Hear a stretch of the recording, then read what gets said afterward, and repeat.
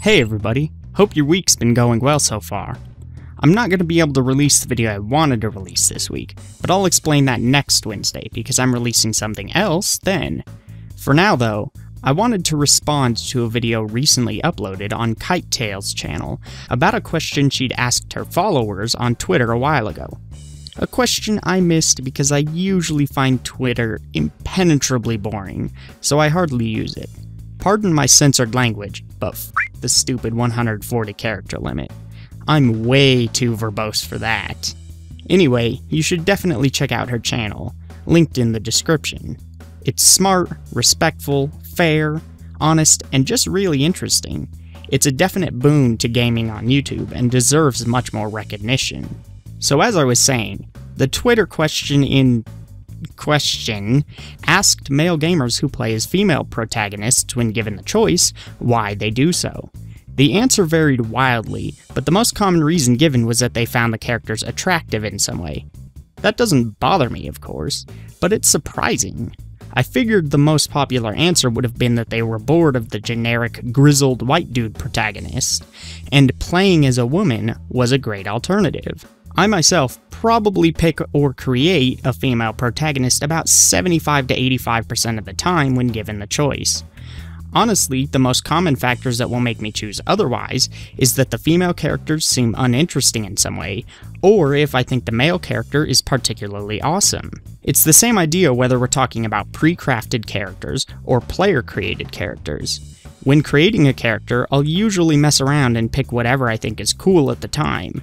If a voice for a character, or a certain set of armor, or hair, or whatever looks really good, I'll go with that gender more often than not.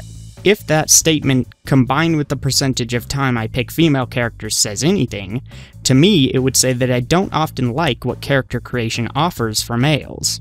Too many military haircuts and one-note hardcore options for making your character look unequivocally macho. It's so dang boring.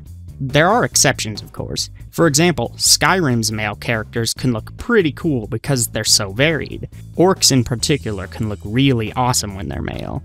I also still haven't played through Mass Effect as a female character, despite everyone saying Jennifer Hale is amazing as Shepard. What can I say though? My Commander Shepard is the only good Commander Shepard. That's just indisputable fact.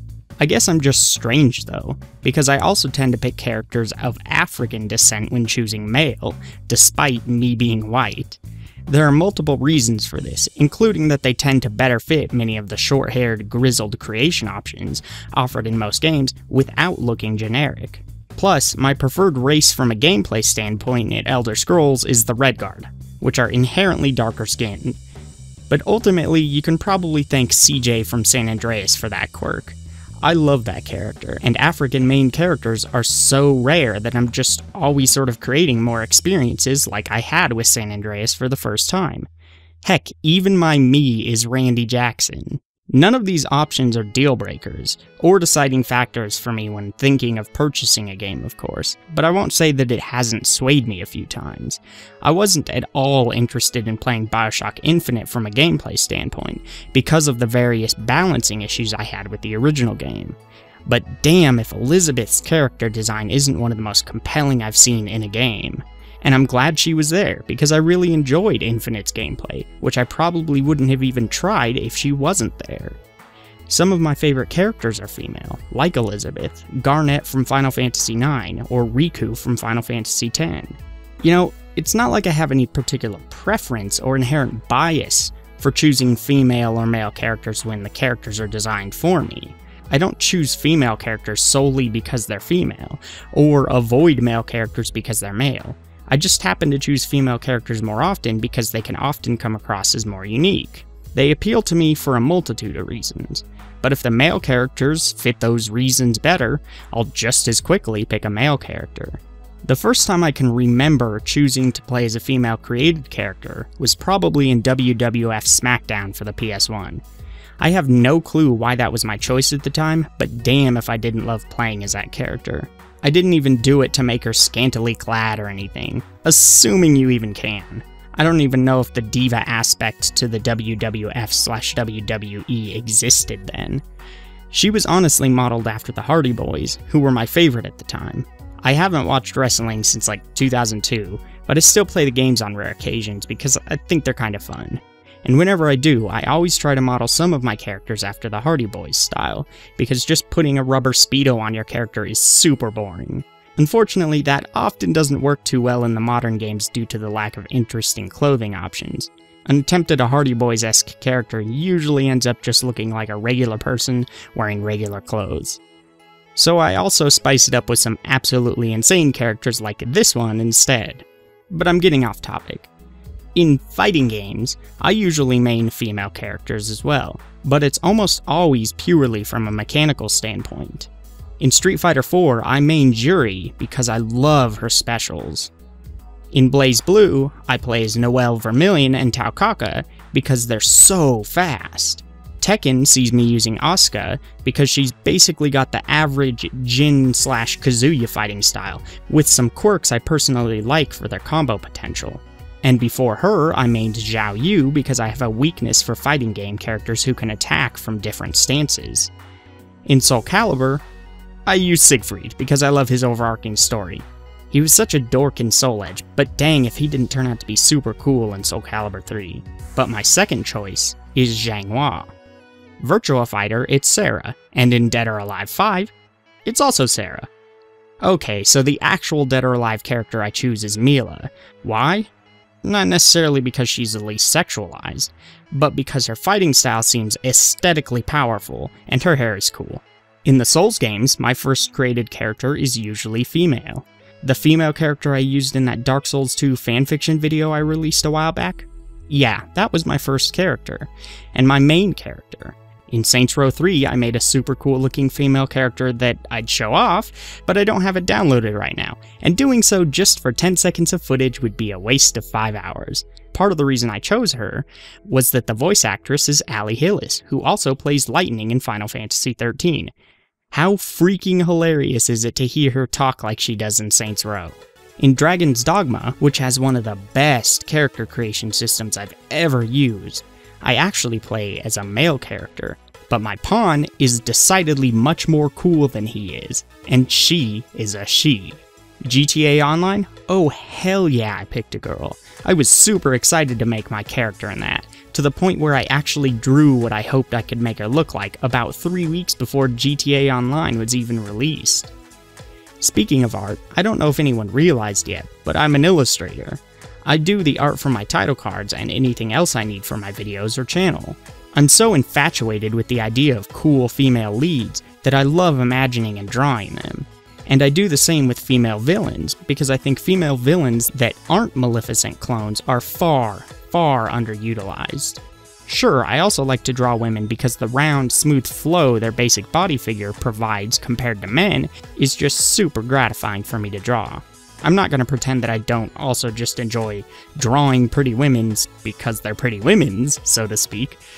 But that's more of just a byproduct, a nice side effect that comes along with my actual reasoning. Whenever I play Armored Core, I roleplay as a character I created and drew a long time ago, known as Nex, who's a young female mechanic turned core pilot in the arena.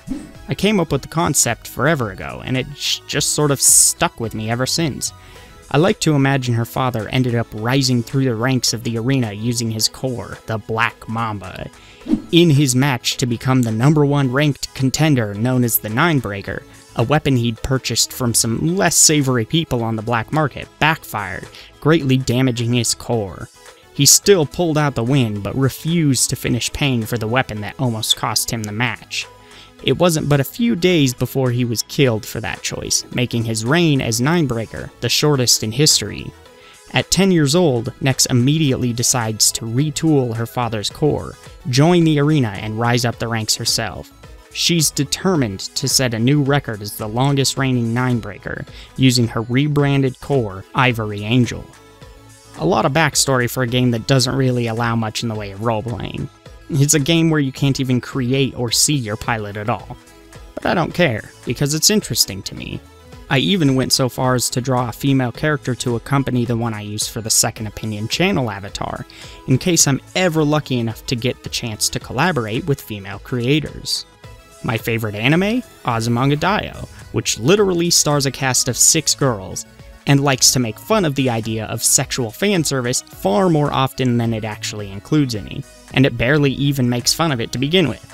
I like it because I like the characters as characters, and it doesn't need to resort to boobs and panties to be more interesting than a lot of the other fan service-ridden anime schlock out there. I guess what I'm trying to say is that there's no one single reason why I choose female characters over males in games, art, whatever it may be. Usually, it's at least to some extent because strong female characters to me are badass, and because great female leads are rare enough in games that choosing or making one is inherently a more interesting prospect for me from a narrative standpoint. Maybe that's why the results of Kite Tail's questions surprised me, because I myself fit into many of the categories listed. I myself won't pretend that I don't to some extent like to play as beautiful female characters because they're beautiful, but more so I like to play as interesting, unique, or strong female characters. I like to make female characters that I can build an interesting backstory around. Sometimes I choose them because they have cooler armor options, or a design that, as an illustrator, I'm totally jealous that I didn't come up with. Or maybe it's because they have interesting, unique skills and gameplay mechanics.